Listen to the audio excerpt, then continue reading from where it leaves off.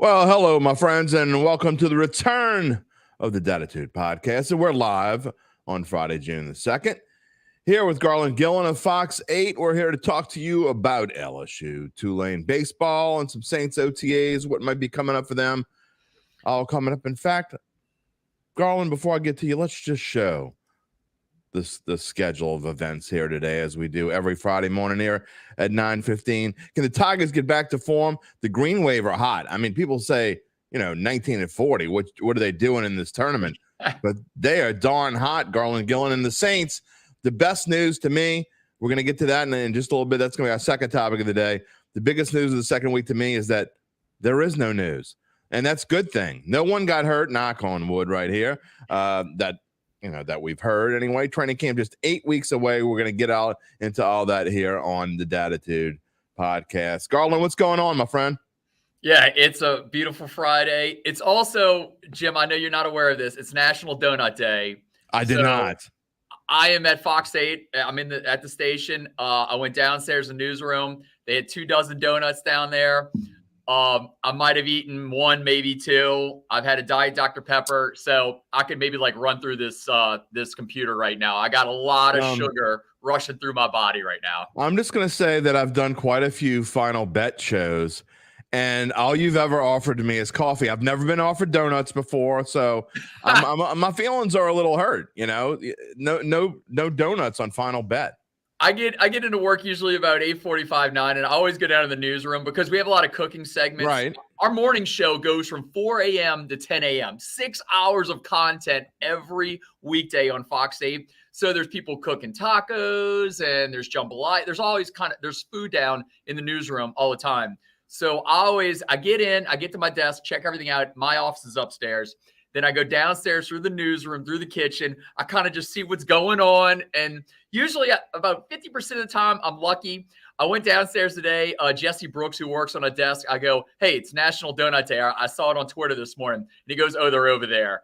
And Joe's Donuts, got two of them. That's messed up. Yeah, I'm ready to roll. I'm just saying it's messed up, because, usually when we record the show in the morning. I'm just saying. There's never good food when I come. Not that I need good food. I mean, you look at me, and the last thing I need is a donut. They got in the kitchen right now. Bluebell brought some Dr. Pepper float ice cream. There's still 2 gallons of it in the freezer downstairs. So if you roll in the next week or so, you can have all the Dr. Pepper float ice cream from Bluebell you want. It's funny you bring up food as we digress away from sports here this morning. I'm sorry, dude. No, that's okay. We always do. That's what this show's about. But part of my monologue this morning was, there's a certain fast food chain that can't seem to get any order right. I mean, they're batting like 40%, which is great in baseball. It really sucks when you go order something in the morning and you expect to, you're going to eat a certain breakfast sandwich and it's a breakfast burrito, So anyway, I think I know what place you're talking about. I'm not going to mention any McNames or anything, but that's all that I had to say on that. Let's get to sports. Okay. And, I want to start off with the big baseball the big baseball regional that's going on. And look, LSU, we're used to LSU being in a regional. And frankly, I mean, we used to be used to Tulane always being in a regional because they were always one of the best baseball teams in the country, but they've slacked off a little bit. But boy, if you would have told me just, I don't know, even a week ago that Tulane was going to be in any regional, much less in the Baton Rouge regional, playing LSU, I would have told you were nuts. But Garland, the Tulane Green Wave have gotten hot at just the right time. Yeah, I mean, they set an NCAA tournament record here with the most losses getting into a regional ever. So Tulane is on hallowed ground right now with 40 losses, and they're in this tournament. I don't suggest this as to be a normal thing for Tulane to do because this regular season was absolutely just nasty. It was disgusting. A lot of bad games this season. But the last time they did go against LSU was a midweek game, and they were in the fight for a while. Now I understand, you're moving around rotations. LSU was, and so was Tulane. But I thought it was an entertaining matchup. This could be a little different today. It's a 2:00 game. So I'll be intrigued to see how many people are in the box for these 2:00 games. It will be packed, but it'll definitely be a different vibe. I mean, you'll probably have the same batting starting lineup for LSU, or around 8 of the 9 guys. I know Tommy White didn't play in the A&M game last week, but Jay Johnson said he will be back in that lineup. Dylan Cruz had some ups and downs, but he's on an 8-game hitting streak right now. I think he's reached base every game this season. So the hitters are there. The big question mark, is who's going to be the starting pitcher. Jay Johnson has gone into postseason mode where he's not going to talk about injury. He's going into Bill Belichick mode. Yeah. He's been kind of honest, with the media this season, but that has all changed, which, hey, I'm fine with. This is the postseason. Why give Jay Ullman an idea who's going to start, if it's going to be Thatcher Hurd or it's going to be Paul Skeens. I think either one of those guys, or, I think Ty Flo would probably be the third starter this weekend. But, prevailing theory up there in Baton Rouge is that Thatcher Hurd might get the ball. But, I listened to a national guy, and he was going toward Paul Skeens. So I'm intrigued to see what's going to happen at 2:00 today. Yeah, I can't imagine. I mean, I guess I can imagine just about anything. But, it'd be to me, it would be weird. It would go against what would make the most sense. Although, Jay Johnson knows more about baseball and his little pinky than I'll ever know my entire life.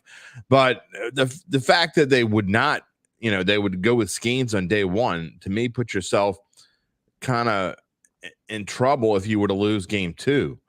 To me, game 2 is the essential game.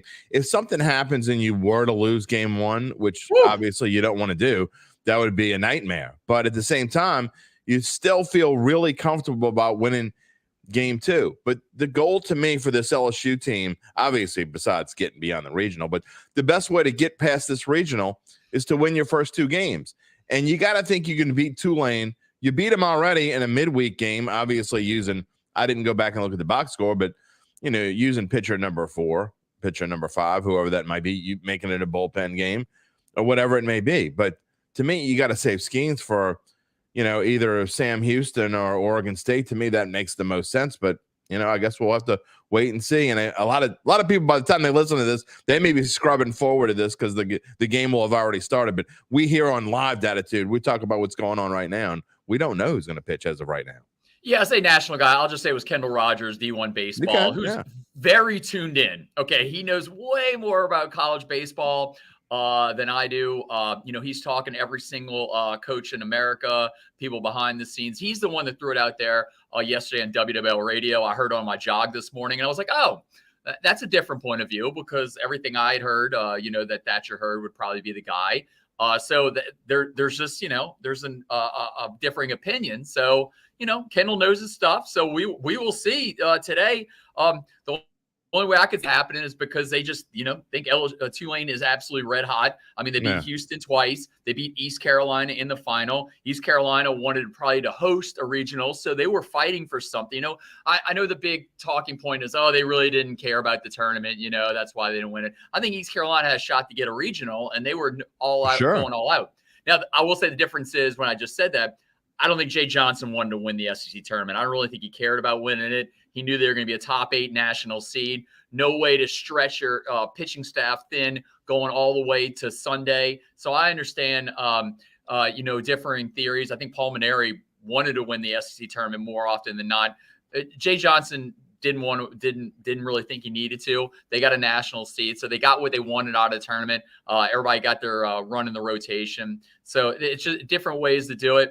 But Tulane is red hot right now. They're one of the biggest talking points in the country in baseball, which I did not expect to be saying a week ago. But they just tore through the AAC tournament in Clearwater, Florida. And now they got some hot hitters. Teo Banks is absolutely on a tear. 3 home runs last weekend. I think he had 11 RBI. Yeah. The Permian, Texas native went to Permian High in Odessa, Texas. So he's definitely tearing it up like he did in the past.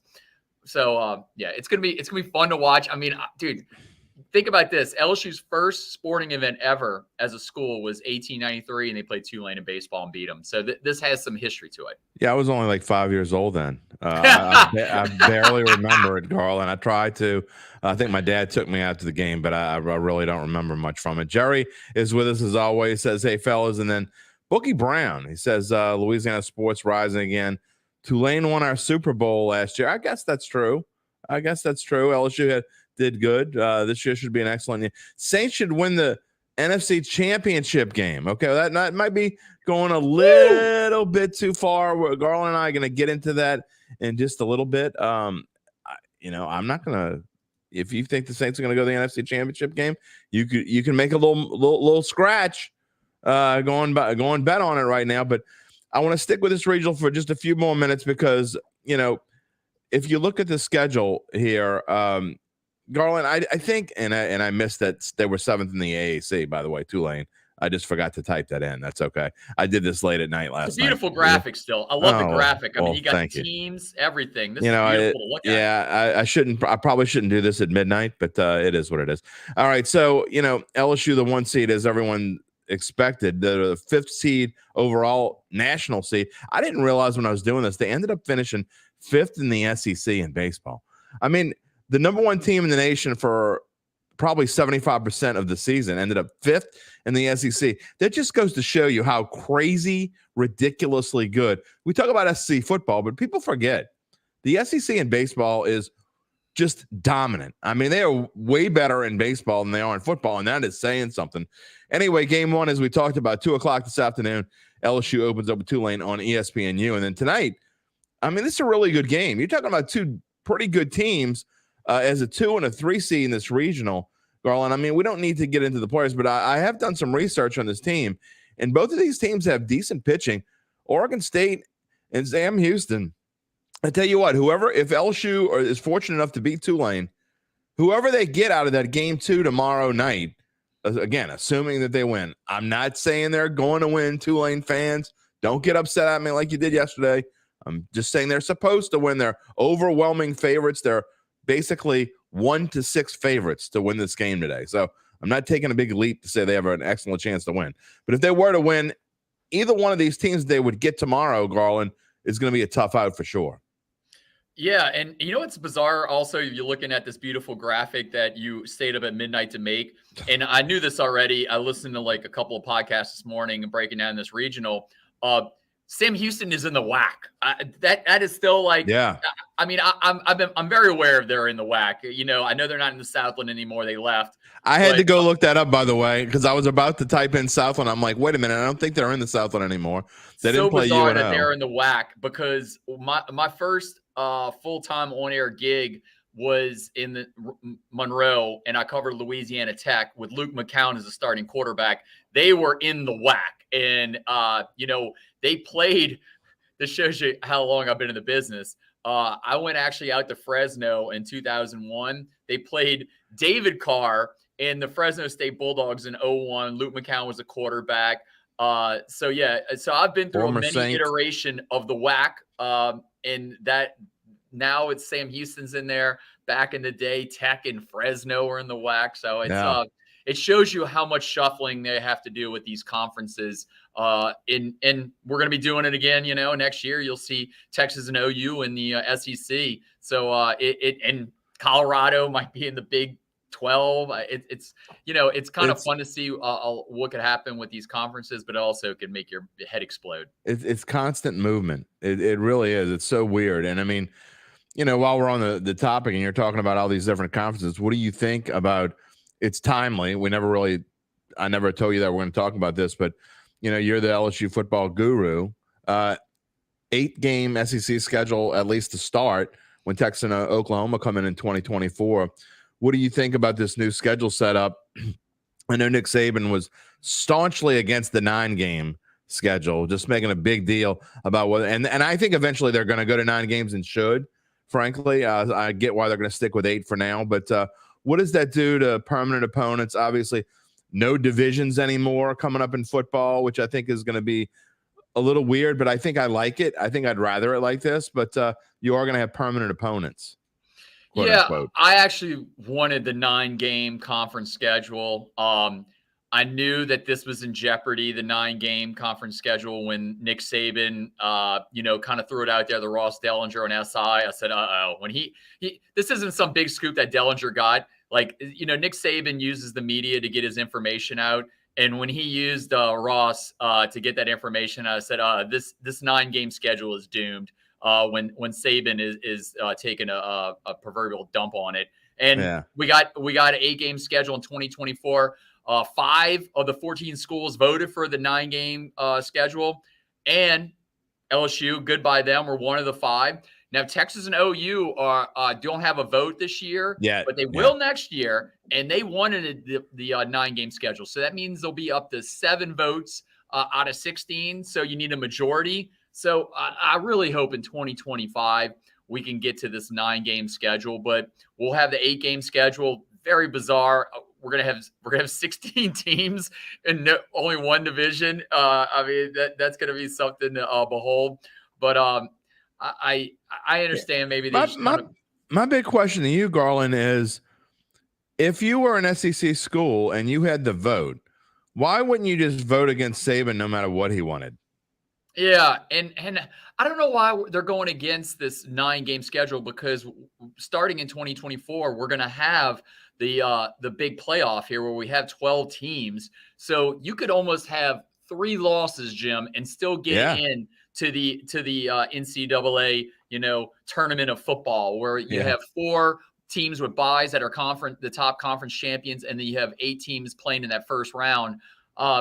You could have 2 to 3 losses, but they love, these SEC schools want that extra home game.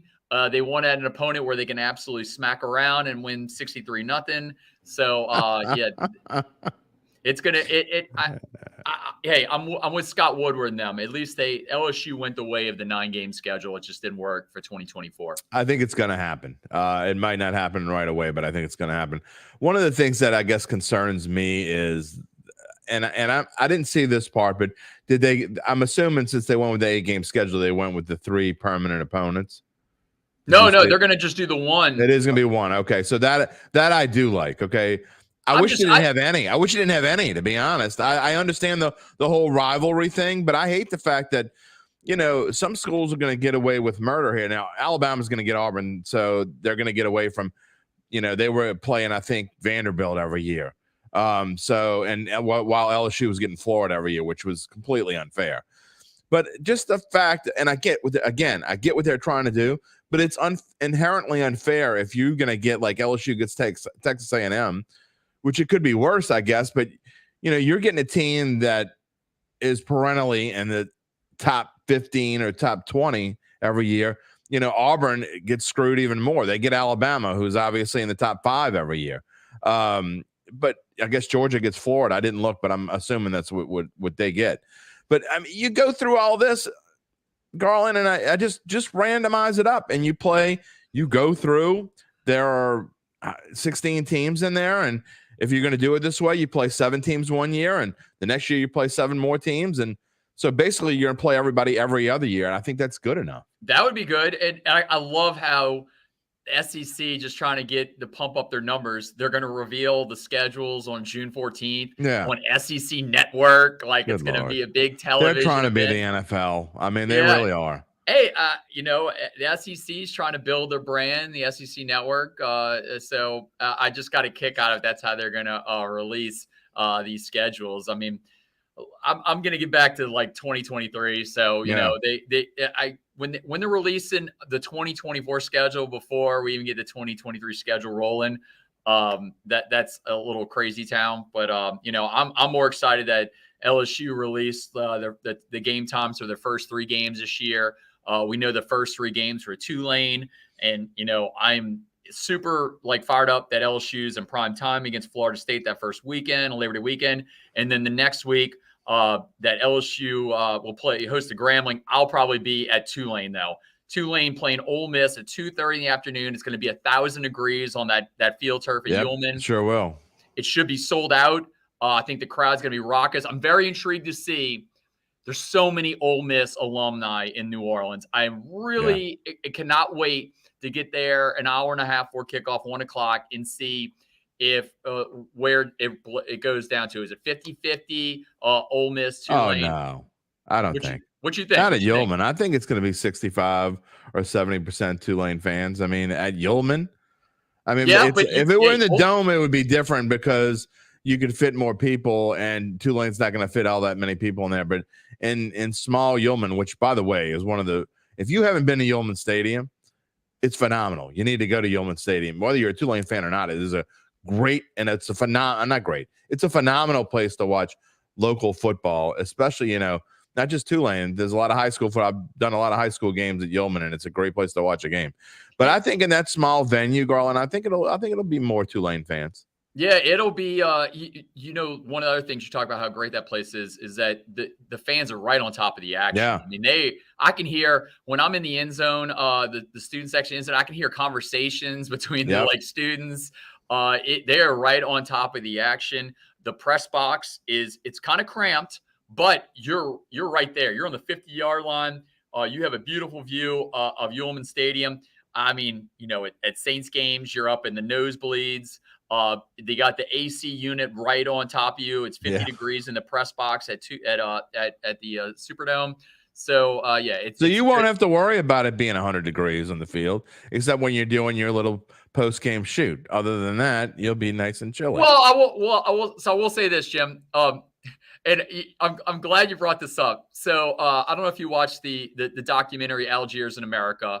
I haven't yet. Well, so we gave a lot of video to Algiers America. I cover Carr a lot, so I'm out there a lot. So they followed me around when I shot some of the practices. Well, in one of them, they show me shooting a stand-up, which is me in front of the camera, Garland Gillen. And it's me by myself. I got the tripod, I got the camera, I'm standing in front of the mic, and then it shows me doing my SIG out in the documentary, Garland Gillen, Fox-8 Sports. Well, then it shows me going and turning the camera off, and one of my friends goes, "I didn't realize you do all that." I go, "Dude, this is local television, okay? This isn't national television." And the word I used, and he loved the word, I said, local television can be gritty, okay? I would probably say about 75% of the work I do, I'm by myself. I shoot a lot of these games. A lot of the SEC, LSU games on the road, I get up on Saturday morning by myself, drive to Tuscaloosa, drive to Auburn, drive to Stark Vegas, drive to Oxford. I leave in the morning and I'm gone, and I'm usually by myself for these SEC games. So I do a lot of my own work. Tulane games, I'll probably say 50% of the time I shoot the games, and the other 50 I'm in the press box. LSU, more than not, my main photog, Edwin Good, who does a fantastic job. He's our main Saints photog. I don't like using him for Saturday night games when the Saints play the next day at noon for home games. And he goes to we're the only TV station in New Orleans that goes to every single Saints road game. Sean Fazan and Edwin Good are on the road.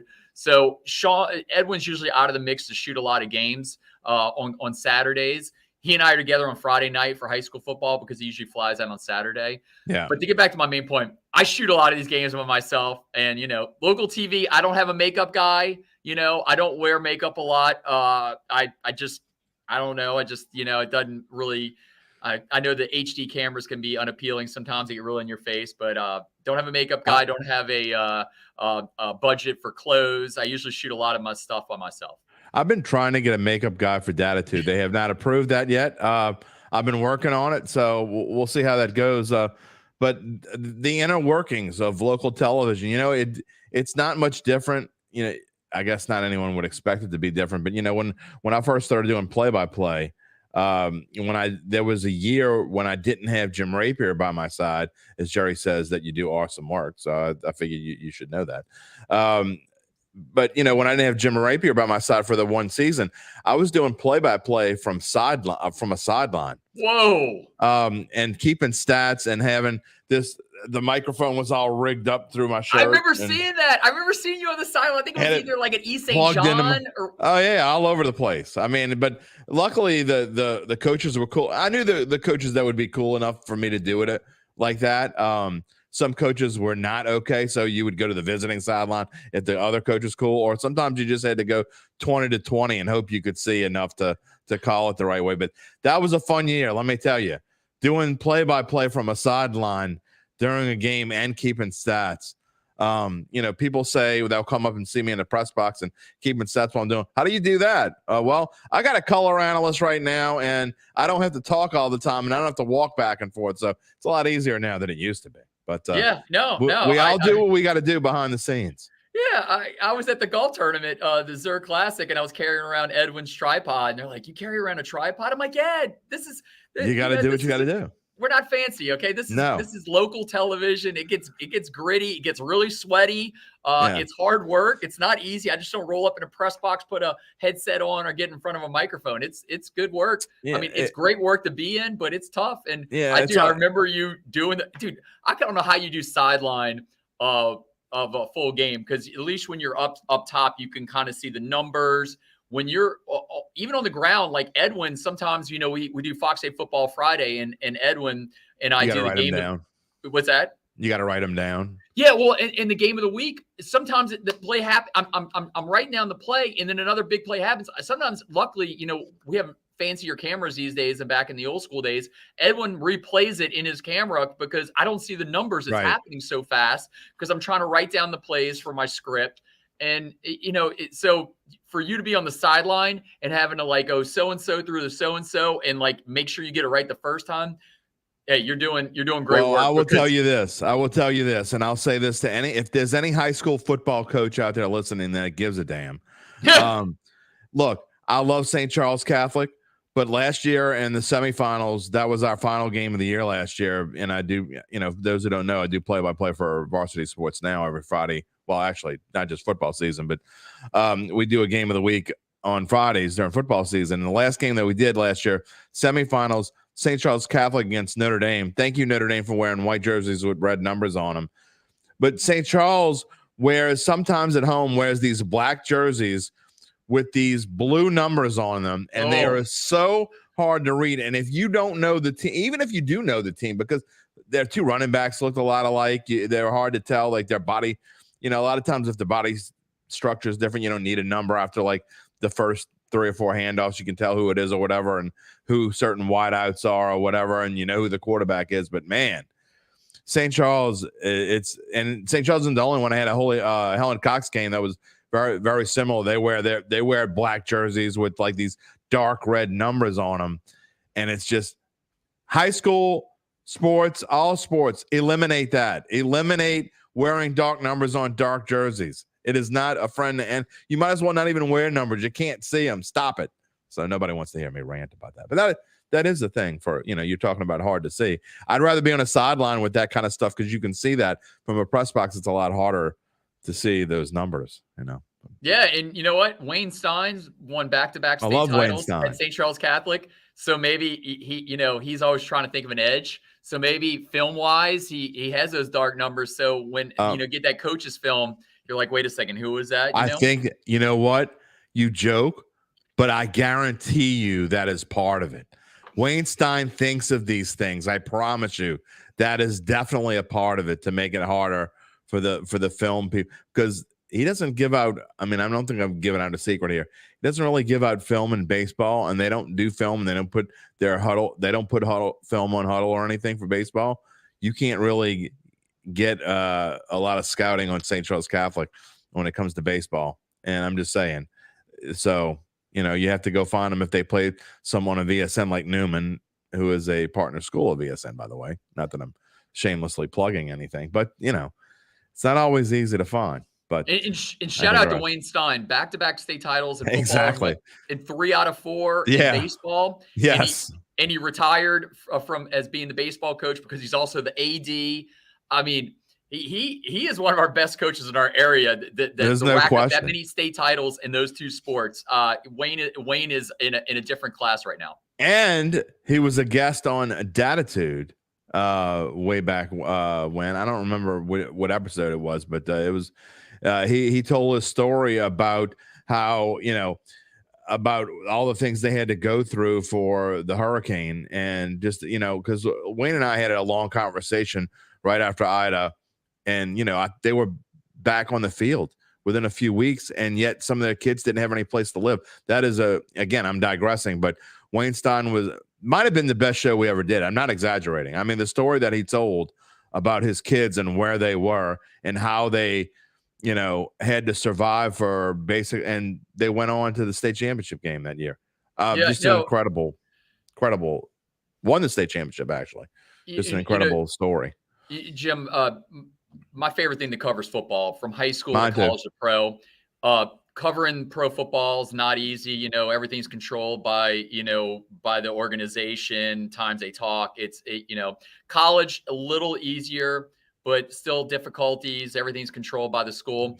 I sometimes prefer I like covering high school because it's easier to deal with the coaches, the kids, and you just have time to tell really good stories. The people want to get that story out there. And as you said, Wayne Stein's one of those thoughtful coaches that gives you some really good insight. There's some other coaches that don't give you good insight. One of them just retired recently. I'm not going to go in his name. So it happens, you get the good. Most of these coaches, I mean, I could listen to Coach Salt talk for an hour. Oh, Lordy. My good friend, Nick Salt. I could listen to Coach Salt talk forever. JT Curtis, I love going to his practices, and I'll interview the kid, one of his kids, and then JT, and then I'll turn the camera off and talk to him for like 30 minutes about just ball, like what's going on with this and that.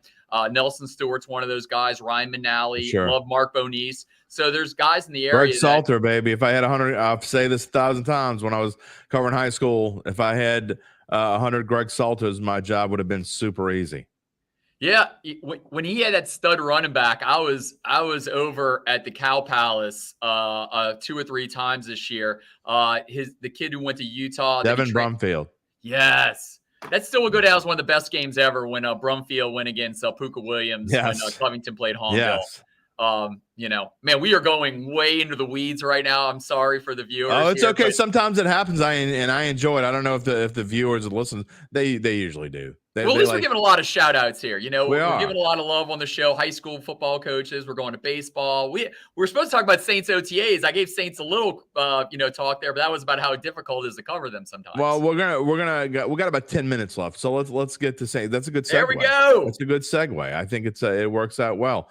The Saints OTAs this week, and 8 weeks to training camp. It's hard to believe. I mean, but this is kind of when we try to take our breaks, but it seems like every year your break window gets kind of like smaller and smaller. We didn't have Dattitude the last 2 weeks, and I know I'm going to take 2 weeks. I think 1 week the end of June and 4th of July week off before we get back into it for real. But, wrapping up OTAs, it seems to me that quietly, and I think one of you guys, I don't know whether Sean said it or whether you said it on the Final Bet show last night, but there's like a quiet confidence back there, and I agree wholeheartedly. Derek Carr, again, like I think Sean said it, he's not Drew Brees. He's not supposed to be Drew Brees, but it's the first guy that we've had, and it's only been 3 years now since Drew Brees, that makes you feel like, to me, there's a real NFL quarter. No offense to Jameis Winston, Andy Dalton, Taysom Hill,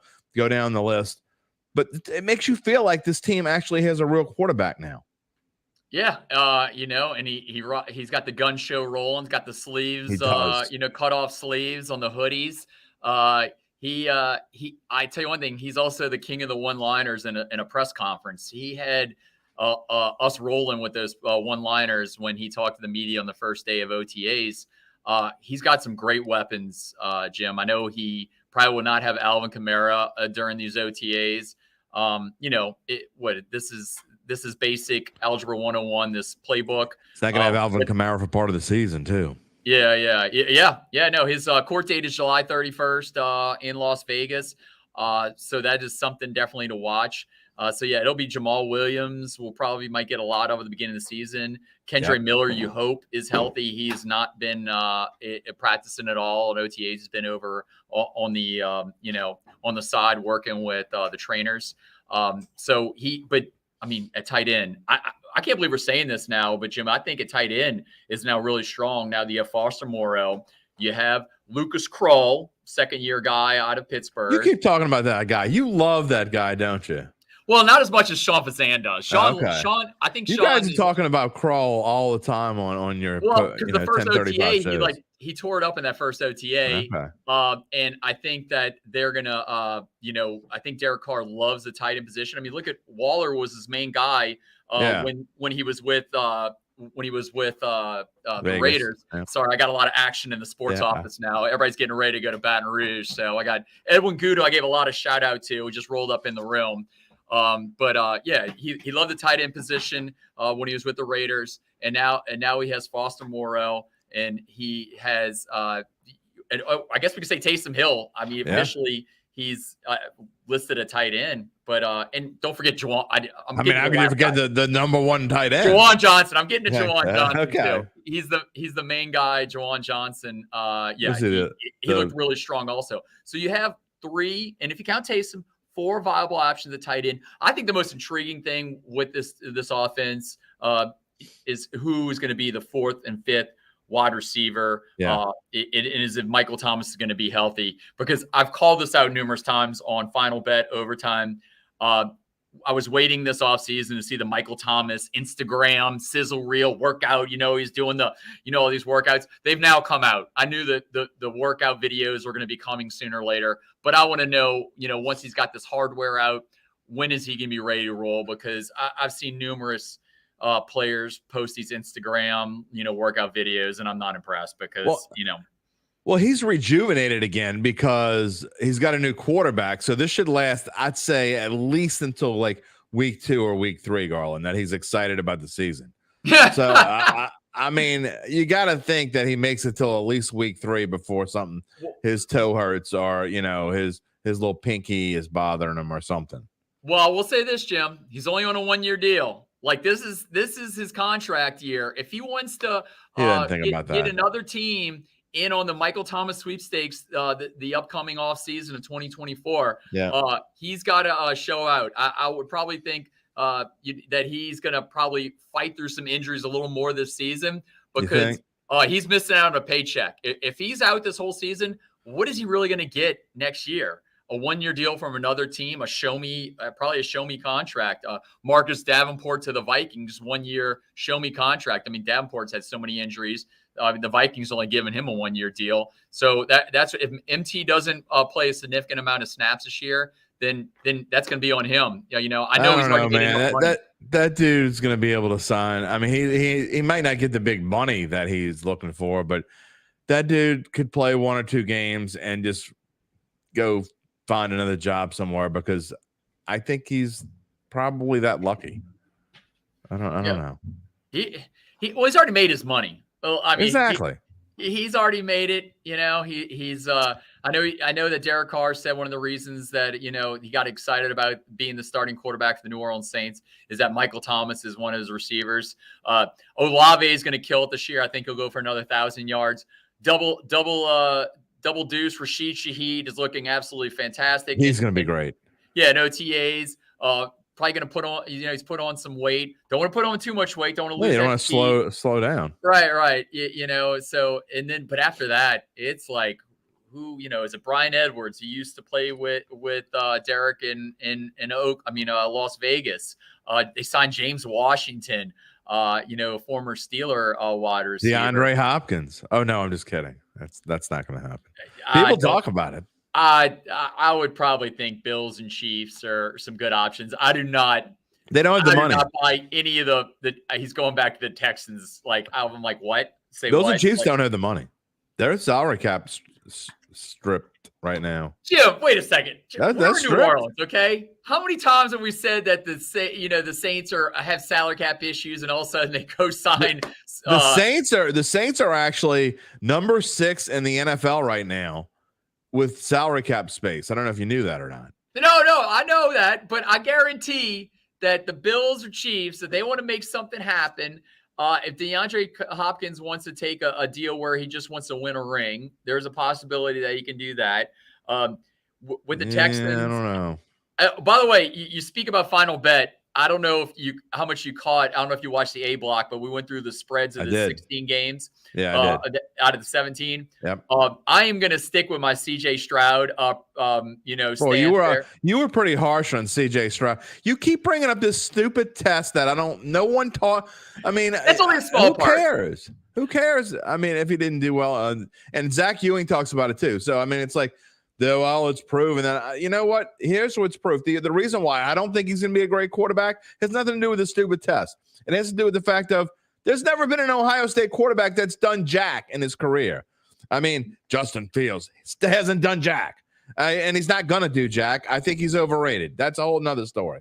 So that's why I don't think CJ Stroud's going to be any good, as we digress again. But I think it's a great point. I mean, but you keep bringing up CJ Stroud. You're all over CJ Stroud. Well, that's a little small part. I also pointed out there were some things going on with the man passing game. I'm not going to get into it on the show. I know Brady Quinn and Ryan Clark got into it on Twitter, so I'm not going to get into those wars. But I heard some things that I didn't like to hear on that. Ryan Clark is a Shaw grad, so he gets into a lot of stuff. Yeah, no. And dude, I'm not getting any of those discussions. They can have at it. Those are national guys. They can do what they do. We can do it too if we want. No. Do whatever we want. I will say this. I just think the organization from the top is been kind of a mess with Houston. They made a lot of problem hires with coaches that just have not panned out. I think their personnel, like they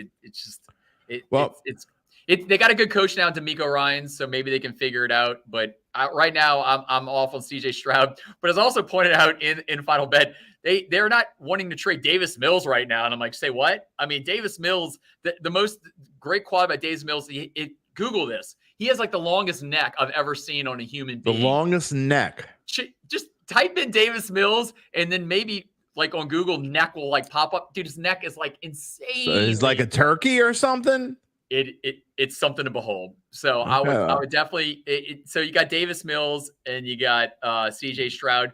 That is the Saints. Their biggest, one of the biggest like favorites for the Saints this year is their road game at Houston. The 3-point favorites. So that was one. They're all within like 4. I mean, they're all within like they're even to 4.5. I think is the biggest one I saw. 4.5 at home against the Bucs is their biggest favorite of the season. Their biggest road favorite is when they're at Houston. That's all going to change, by the way. Yeah, no, their biggest road dog is at the Patriots and Vikings. And then I got Juan and Sean on this. Juan Kincaid, Sean Van Zandt, my coworkers. They're only dogs in one home game. And this is another thing that I've been all over this offseason. Was it Detroit or Jacksonville? Detroit or Jacksonville? They're like a 1-point underdog. 1 point underdog, which is not much, but I'm still like, what is happening? Like the love affair with Detroit Lions. It's insane. It's absolutely wild. Insane. I'm not an advocate for betting. Neither am I. Games this early, but you can get on Caesar Sports right now. Like Detroit Lions are 1-point favorite of the Saints. You can take the Saints right now +1. And I have no problem with maybe throwing like a 50 spot on that right now. Because I agree. That one blows my mind. The Saints are actually 1-point favorites over the Jaguars right now. The Jaguars were in the playoffs last year with a really good quarterback. I don't think Jared Goff. I don't know if Jared Goff can do the same thing he did last year. This year, I know he's got Amon-Ra St. Brown, but he did lose Jamal Williams. He did lose DeAndre Swift. I know he picked up Jamar Gibbs. I know we got Montgomery. Yeah, but they got a whole new backfield, an entirely new backfield, which I don't understand why a team would want to do that. I think they panicked when they picked Jahmyr Gibbs, to me. It's like they didn't know what to do in that spot. I think they were looking for whoever was right in front of them, and they kind of, shoot, we only have – I almost did it. We only have 10 minutes to pick, and I just got to throw something out there. I mean, I think they panicked. There's a lot of scrutiny over that pick because the Detroit probably could have got Jahmyr Gibbs later in that round. They kind of reached. I think they got him at 12. I think that was a little 12. Too high. But now they traded DeAndre Swift to the Eagles, and they lost. They lost running back to going to the Saints, Jamal Williams. So they lost some guys. They got Montgomery from the Bears. Yeah. Who's on the way down to me. It's not the same team that beat Green Bay on Sunday Night Football and knocked Green Bay out of the playoffs. I agree wholeheartedly. We're going to see it all in week 1. They're at Kansas City in the big opener. Yeah, they're going to get ripped. They're going to get ripped. And by the way, they also, they have a couple suspended players who were dumb enough to be gambling. Jameson Williams, yeah. I mean, you can't look. Obviously, I'm a sports betting writer, so I'm a gambling advocate, but not if you play sports. If you play professional sports for a living, it's the same as smoking weed and doing whatever else you want to do that you're not supposed to do. When you retire, do whatever the hell you want to do. Just don't do it while you're playing football, moron. So, I mean, the fact that you got that on the Lions as well shows me that they're not very, very bright. We have a question for you. I know we only got a couple more minutes. Jerry asked, Garland, do you think the Saints will sign Hunter Renfrow? He's forgiving. We forgive you. Of course we forgive you, Jerry. Hunter Renfrow, he wants to know. I actually think that if they're going to go out and sign a receiver, and again, he's still a Raider right now, so he's probably going to be a post-June 1 when it's June 2nd. So, but he's probably going to be a post-June 1 release, most likely. But if he gets released, do you think that the Saints would go out and look for a Hunter Renfrow and try to sign him? That is a good option. I mean, are we just going to get every Las Vegas Raider that Derek Carr likes? Why not? Yeah. You notice he's not going out and getting any of his offensive linemen. Well, I will say this: the Raiders, in the second segment of Final Bet, we went over who could win the Caleb Williams sweepstakes with over/under win totals. Yeah. Right now, the over/under win total of the Raiders is 7.5. But if this Jimmy Garoppolo injury situation gets nasty, and surgery, and they have to cut him, or they could just get out of the contract and have to pay him a cent. This is my quarterback. Brian Hoyer's their backup right now. I say, you know what? Then if they really get some indications that Jimmy Garoppolo is not going to be ready to roll, maybe they do part ways with Hunter Renfrow and just burn this thing into the ground, and then win 3 or 4 games, and then that's very possible. And then you get Caleb Williams. Be the rebirth of your franchise. Yeah, but you know how many teams can tank? Because I've already heard this, so this team should tank, this team should tank, this team should tank, and go get Caleb Williams. First of all, you don't know if Caleb Williams is going to be that. I mean, the thought of any team tanking on purpose is just completely asinine. You brought up Tampa Bay potentially tanking. Yes. Oh, they got great. I mean, but I mean, why would any team tank going into a season? You got to be an absolute moron to want to tank before game 1. Jim, they tanked already by signing Baker Mayfield. They're already into the tank mode. I don't necessarily deny that. You didn't get who you wanted. Great, fine, and dandy, but good Lord. I mean, but you tanked before week 1? If Jimmy Garoppolo is not ready to roll and they stick with Brian Hoyer quarterback, they are showing their hand that they're not taking this season seriously. I really think that they're not going to go out and try to get someone else. Brian Hoyer is older than you and I. Okay. He's been in the league probably since the 1990s. I feel like, so they'll show their hand before. Well, their schedule, they open up with, they play at Minnesota, and then they play the Bears at home, and then they play Philadelphia. So that's 1 and 2 at best. Well, and so Garoppolo won't even practice until what? Into training camp, middle of training camp? Yeah, I'm talking about Tampa Bay. That's Tampa Bay's schedule. Oh, Tampa Bay schedule. Then they play at the Saints, and then they play the Lions at home. And then they play Buffalo 2 weeks after that. Man, I mean, Tampa, I guess maybe they do have a reason to tank, because that's a really, of all the NFC South schedules, because the NFC South, and I brought this up but before, and we talked about it, I think, on Final Bet last week, but the SEC, the NFC South, their schedules are probably easier than the SEC football schedules this year. I mean, except for Tampa Bay. Tampa Bay's actually, they're playing that first place schedule, and they actually do have a tough schedule, or semi-tough, at least the first half. So they could jump out of the gate 1-6. It wouldn't surprise me. No, the NFC South, there's a reason why the New Orleans Saints are favored to win the NFC South right now. The Bucs are destined to win 4 games this year, maybe 5. The Falcons, I've gone on record saying I'm not a Desmond Ridder guy. I think they're a 6-11 team. They better give the ball to Bijan Robinson 400 times if they want to win this season. And then you're poo-pooing on the NFC South. They're not going to be as bad as I will say this. The wild card is, I do not know what the Panthers are going to look like this year. If Bryce Young, if they go first game Bryce Young starting, this could be really interesting because Bryce Young, first year in the league, don't have tape on him. You don't know what they're going to do with him. The Panthers could actually fight with the Saints for the division because I like their defense. And they got a lot of options at receiver now. They got DJ Chark. They got Hayden Hurst at tight end. So I like the guys they have. Best value. Yeah, right there. I actually think that Carolina should just roll with Bryce Young week 1. Have Oh, they shouldn't start Andy Dalton? No. Come on. No. Don't get me started on that. You really think ESPN wanted to put them on Monday Night Football with Andy Dalton against Derek Carr in week 2? No. I think not going to happen. I think the Panthers should roll with Bryce Young from the start. Same thing with Houston rolling with CJ Stroud, and the same thing with the Colts going with Anthony Richardson. Just roll the dude out there. Let's figure it out. Deal with the 20 interceptions. By the way, in year 1. What you think of CJ Stroud is what I think of Anthony Richardson. I think you want to talk about bust. Guy couldn't even complete 56% of his passes in college.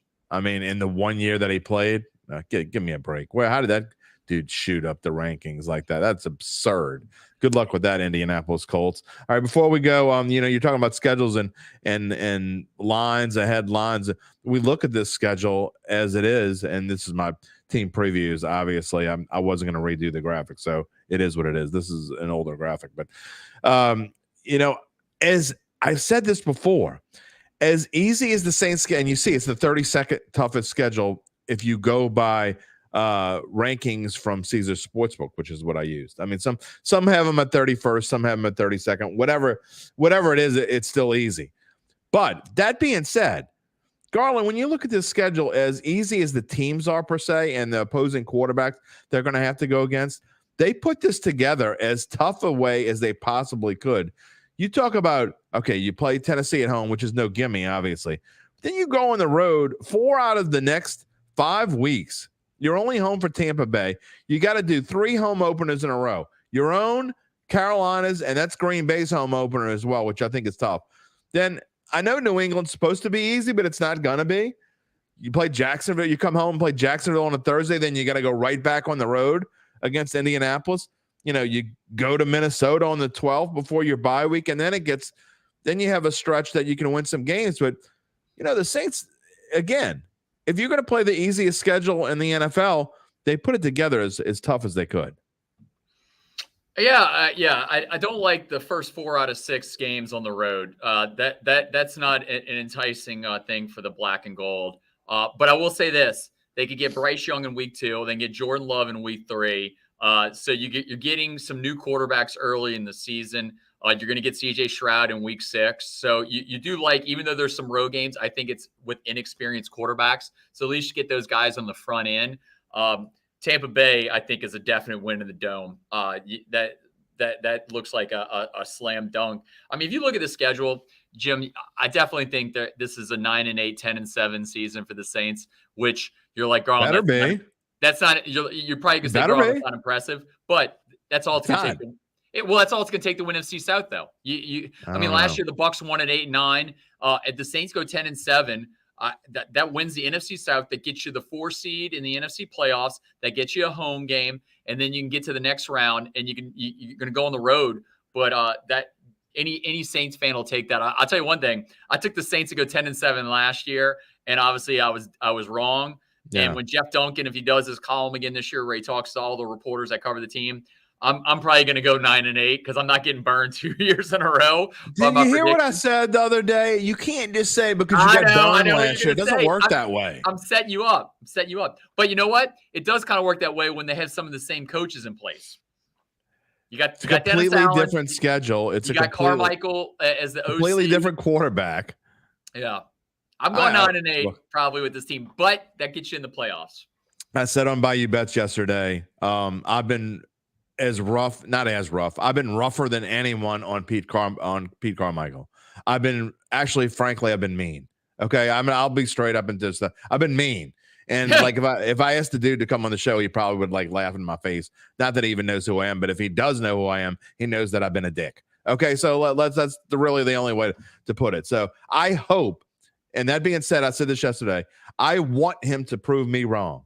I hope that I'm wrong that he needed Sean Payton by his side to be good. I really do. I want to be wrong. So Jerry says 10-7, 11-6, or 12-5. That's quite a right. You sound like the National Weather Service, Jerry, predicting hurricanes. Well, we might have 8 of them, and we might have 16. It's somewhere in that range. And guess what? We were right again last year. We said 8, whatever. But Jerry, we love you. I kid because I love. Last question before we leave. We went way longer than I expected to go, and I know that Garland's got something to do this morning. We have a question from Jonathan. He was upset that he missed the LSU, Tulane and LSU talk. We're going to give, as we go off the air today, our score prediction for LSU and Tulane. I'm going to put Garland Gillen on the spot, and I'm going to make him give me a prediction. LSU versus Tulane baseball. And again, some people will hear this after the game's over, and then they can laugh at us, or they can say, damn, is this dude cheating? I mean, did they record this after? Maybe you'll be Nostradamus. I'm giving 2 answers. Now, both of these answers, LSU beats Tulane. Okay. If Thatcher Hurd is the starting pitcher, LSU wins 10-5. Okay. Paul Skeens is the starting pitcher. They win 7-1. Okay. There you go. All right. Well, you know what? I'm going to make a prediction that I know that the guy you were talking about is usually right, and he's like the LSU whisperer or whatever.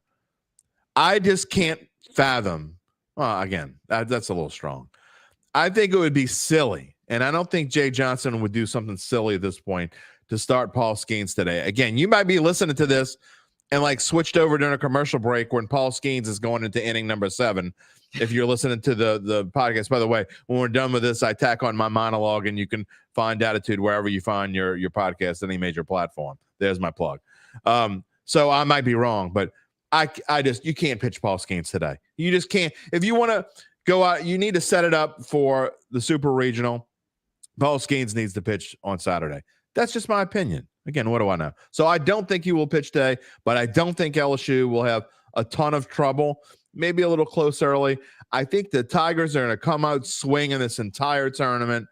I think this is when they turn the light switch on. I could be wrong, but I think this is when the real LSU shows up. I think they win this week. Then they'll win this next week. And I think I'm not making a prediction that they're going to win the College World Series, but I think they go in hot into Omaha, and I think it's going to be a fun few weeks for LSU fans. That's Jim, It's Omaha or bust. I think 100%. This team is going. I definitely would predict this team is going to go to Omaha because the hitting is just absolutely filthy between Tommy White and Dylan Cruz. Then you go down the line with all the other hitters, Jobert and Beloso, and you just keep rolling through them. I like this. I like this lineup. Yeah, they're definitely Omaha bound. Yeah, and before we finish this little segment of Dattitude, before we go on our last little break before football season starts, we're gonna have Cade Beloso on the show. Oh, nice. Former John Curtis Patriot. I covered him for a few years, and I know his dad, Rodney, and so we're going to have Cade Beloso on the show. I don't know when. I would like to get him on while they're still playing, but if I don't, it'll be after the season. That's fine, but he's going to be on the show. We're looking forward to it. Last thing before I let you go, Garland, I'm going to tell you this. I've been going back to the gym, and because I got to my certain point, and I during the football season, I don't get a lot of time. Well, football season extended well past, usually I go from August to like December, and I don't get a lot of chance to go to gym like I used. Well, you know what? And then I go back in January, February. Well, this year I procrastinated. I didn't go back till May this year. So I'm back on my diet, back to the gym. I want to say my goal is by football season to be able to pull off the shirt that you've got on. Open up, baby. I'm going to look like it's 1978 again. I'm going to be rocking the John Travolta. That is my goal to be able to pull that off before the summer is over. I feel like, you went to what? You went to Shaw, correct? I did. I feel like you looked really good in like a T-top Camaro with like a tank top. Like I think it's an IROC 28.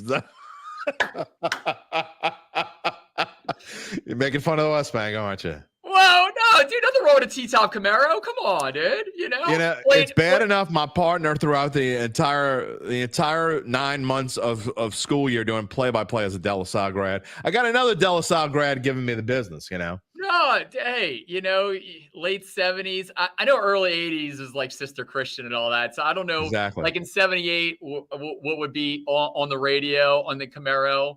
But, well, I wasn't driving then. I was only 10 years old in 1978, Garland. So I don't, they didn't have the IRA. But listen, my friend had the Firebird across the street with the T-top thing. Oh, heck yeah. Oh, yeah. We were cruising it. Man. 1984, 1985. We were cruising it. It was fantastic. Oh man, yeah. You definitely, yeah. Well, then you could rock Sister Christian in the radio in the early 80s. There, that was definitely a thing. So just a Christian knows your time has come. Yeah, Night Ranger. I couldn't think of the band now. It's Night Ranger. You're motoring, baby. You're motoring. What's your price for flight, Garland Gillen? Yeah. Hey, one other thing. You mentioned I'm going to go somewhere this morning. I want to just give a shout out. Love the man, John Reagan Jr. I'm going to his funeral today. Absolute legend. Everybody knew him as Bobo. So he was a fantastic man. Made me laugh. Loved to talk sports betting with me. So I just love the man. But today's his funeral, and so I'm really close with his son, John Reagan III. So that's where I'll be today. So he was an absolute legend in the New Orleans area. R.I.P. Glad you get the shout out in. And Garland, thanks for joining us here on Dattitude. We will catch up soon before football season starts, because the next time I talk to you, I'll be picking your brain all about LSU football and getting what you think. We'll be rolling into the season before too long. Oh, it'll be here before you know it. I mean, we got Absolutely. Saints OTAs still. We got minicamp. 7-on-7 high school football starts next week. So it never stops. That's why I love football. It's 24/7, 365.